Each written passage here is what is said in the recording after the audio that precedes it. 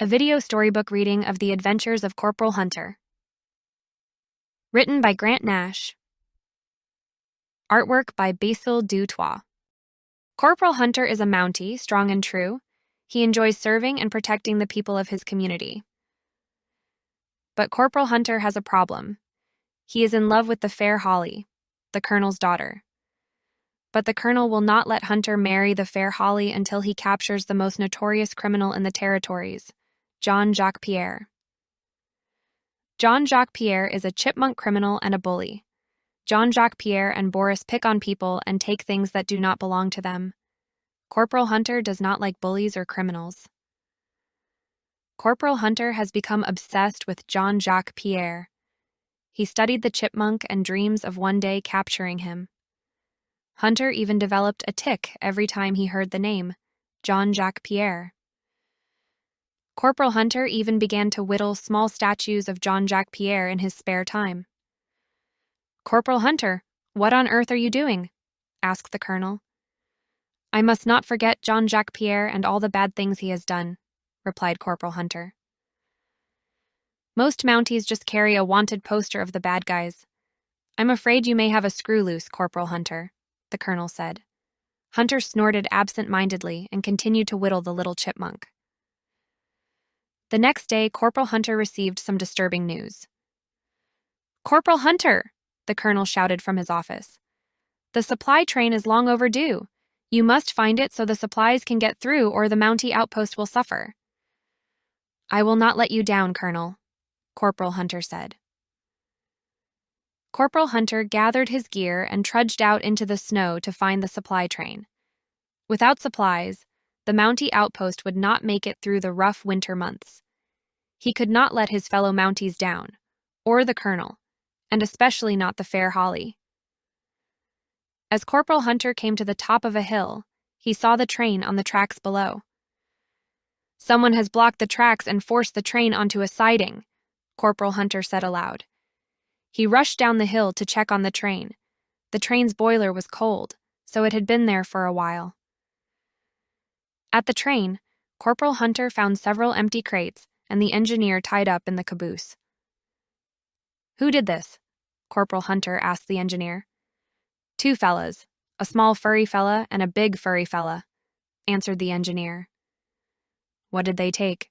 Corporal Hunter asked. "The whole supply of hot cocoa for the Mountie outpost," replied the engineer. Corporal Hunter gasped. "What villain could do such a thing?" Corporal Hunter asked aloud. "I must search for clues." It did not take Corporal Hunter long to find his first clue: 2 pairs of footprints leading off into the woods. One pair of footprints was very small. The other pair of footprints was very big. Corporal Hunter followed the footsteps into the woods a short distance. Soon, Corporal Hunter found another clue: tiny marshmallows beside the footprints in the snow. Corporal Hunter knew from his research that the criminal Jean-Jacques Pierre loves hot cocoa, but he dislikes tiny marshmallows.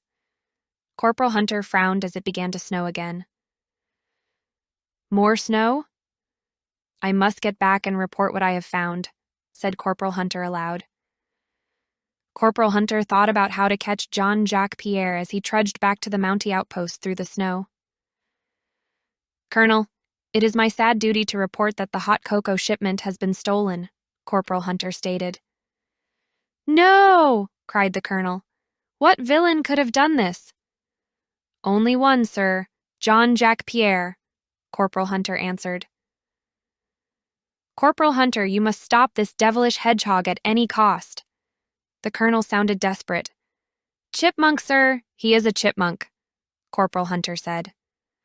"Whatever he is, you must find and arrest him," said the Colonel.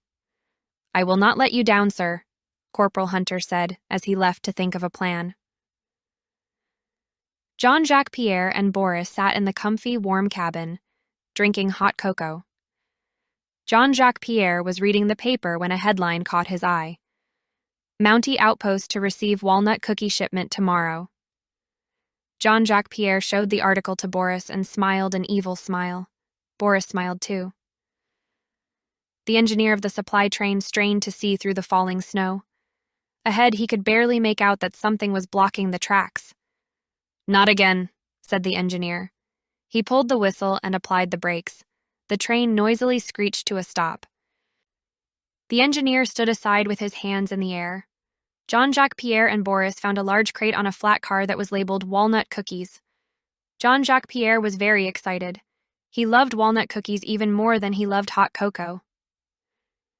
Boris opened the top of the cookie crate. Jean-Jacques Pierre and Boris looked inside. Much to their surprise, they did not find walnut cookies inside. They instead found Corporal Hunter waiting to catch them. "Stop right there! You are both under arrest!" Corporal Hunter shouted at the robbers. A short time later, Jean-Jacques Pierre and Boris were in jail at the Mountie outpost. The colonel and Corporal Hunter toasted their capture with mugs of hot cocoa. "Excellent job, Corporal Hunter! You saved the Mountie outpost and caught the bad guys," the colonel said.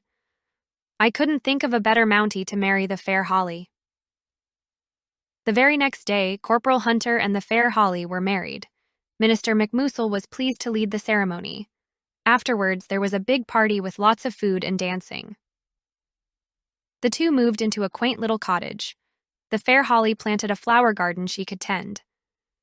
Corporal Hunter started an online business where he could sell all of his whittled chipmunks that he made during his obsession with the criminal Jean-Jacques Pierre, his little whittled chipmunks, as it were.